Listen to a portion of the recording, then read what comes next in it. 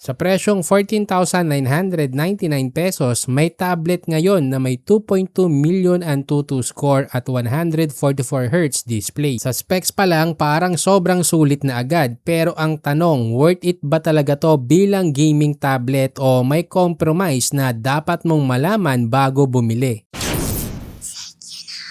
Simulan natin sa presyo dahil dito umiikot ang value ng device na to. Ang early bird price ay 14,999 pesos para sa 8GB RAM at 128GB storage. May kasama pang limited promo kung saan pwede kang pumili ng freebie, either Xiaomi Pen o Xiaomi Keyboard. Pero kahit alisin natin ang freebie sa equation, sobrang interesting na talaga yung presyo. Pero ito ang mas nakakagulat. Sa price range na to, marami pa ring tablet sa market na kalahati lang ang performance kumpara sa device na to. Dito papasok ang unang malaking advantage ng Xiaomi Pad 8 at yun ang processing power. Gumagamit ng Snapdragon 8S Gen 4 chipset at base sa benchmark numbers nasa 2.2 million ang score. Para magkaroon ng context, mas mataas ito kumpara sa maraming processor na karaniwang ginagamit sa tablet sa ganitong presyo. Tandaan mo, kapag mas mataas ang processing power, mas kaya nitong i-handle ang heavy workloads tulad ng modern mobile games. Tulad ng Genshin at Wuthering Waves ay kilala sa matataas na graphics requirements. Sa ganitong klaseng titles, malaking tulong ang malakas na chipset para maging smooth ang gameplay at mas stable ang frame rate kahit mataas ang graphic settings. Pero hindi lang chipset ang mahalaga pagdating sa gaming experience. Malaking factor din ang display. Ang tablet na to ay may 11.2-inch screen na may 3.2K resolution at 144Hz. Kapag mataas ang refresh rate, mas smooth ang motion sa screen lalo na kapag mabilis ang galaw sa gameplay. Ang 3.2K resolution naman ay nagbibigay ng mas sharp na visuals. Dagdag pa dito, mas malaki ang screen kumpara sa smartphone kaya mas malawak ang viewing area habang naglalaro. Pero may isa pang element na kadalasang hindi napapansin sa gaming tablet, ang audio. Gumagamit ito ng quad speaker setup na may Dolby Atmos support. Sa gaming, mas malinaw marinig ang iba't ibang sound effects tulad ng gunfire direction, footsteps at environmental sound. Hindi man ito ang pinakapangunahing feature pero malaking dagdag sa immersion habang naglalaro. Sunod naman, pag-usapan ng battery, may 9,200 mAh capacity at malaking bagay ito para sa gaming tablet dahil mataas talaga ang power consumption pag malakas ang chipset. Parang kotse lang, malakas ang makina, malakas sa gas. Supported din ng 45 watts fast charging. Pero tulad ng nabanggit sa intro, may compromise na dapat mong malaman. Pagdating sa display technology, LCD panel ang ginamit dito at hindi AMOLED. Well, sa technical side, ang AMOLED panels ay may mas deep na blacks at mas mataas na contrast. Kaya kapag may dark scene sa movie o game, mas noticeable ang difference. Pero kahit LCD ang panel, mataas pa rin ang resolution at 144Hz. Kaya sharp at smooth pa rin ang viewing experience lalo na para sa gaming. Isa pang limitation na dapat mong malaman ay ang storage. Ang base variant ay 128GB lang at para sa ibang users, maaaring mabilis itong mapuno lalo na kung mahilig kang mag-install ng maraming games. May mga modern mobile games ngayon na pwedeng umabot ng 20GB o higit pa ang size. Kaya kung sabay-sabay mong ida-download ang ilang heavy titles, mabilis ding mapupuno ang storage mo. May isa pang factor na maaaring maging downside depende sa preference ng user. At yun ang size ng tablet. Ang 11.2-inch display ay malaking advantage pagdating sa immersion at visibility sa games. Pero dahil nga mas malaki ito kumpara sa smartphone, hindi rin ito portable dalhin. Kadalasan, dalawang kamay ang kailangan kapag maglalaro at yung ganito kalaki may kabigatan. At syempre may konting adjustment yan kung sanay ka sa phone gaming. Pero para sa maraming players, ang malaking screen ay isa ring dahilan kung bakit mas enjoyable ang tablet gaming experience. Kaya depende na lang talaga sa'yo. Meron pang isang factor na mahalagang tandaan para sa long-term use. At yun ang software support. Naka-Android 16 at may promise na hanggang 4 major Android upgrades. Ibig sabihin, mas matagal kang makakatanggap ng system updates kumpara sa ibang tablet sa parehong price range. Kapag mas mahaba ang software support, mas mataas din ang chance na mananatiling compatible compatible ang device sa bagong apps at games sa mga susunod na taon. Kung titingnan kung para kanino bagay ang tablet na to, malinaw na ang pinakabagay na users ay ang mga gustong magkaroon ng malaking screen para sa gaming at entertainment. Para sa mga players na gusto ng tablet na may malakas na chipset pero ayaw gumastos ng masyadong malaki. Nagiging interesting option ito dahil sa presyo nitong 14,999 pesos. Sa kabilang banda, kung priority mo ay ultra portable device o kung gusto mo ng AMOLED display, may ibang tablet na mas babagay sa preference mo. Sa kabuuan, malinaw ang positioning ng Xiaomi Pad 8. Hindi ito pinaka-premium tablet sa market pero nagiging interesting dahil sa balance ng performance at presyo. Sa early bird price na under 15K, makakakuha ka na ng device na may Snapdragon 8S Gen 4, 144Hz display, malaking screen, quad speakers at hanggang 4 major Android updates. Hindi perfect dahil sa LCD panel ang display, mababa ang storage at malaki ang form factor kumpara sa smartphone gaming. Pero kung ang hinahanap mo ay gaming tablet na may malakas na performance at mas abot kayang presyo, mataas ang value na binibigay nito sa category niya. Ngayon gusto kong malaman ang opinion mo kung bibili ka ng gaming tablet sa around 15K, sa tingin mo sulit ba to o may iba kang bibilin na tablet? Comment below para makita natin ang iba't ibang opinion ng community. Kung gusto mo makita ang current price at early bird promo, ilalagay ko ang link sa description. At kung nakatulong ang video na to sa pag-decide kung sulit ba ang tablet na to, huwag kalimutang mag-like, share at mag-subscribe para sa mas marami pang tech decision guides.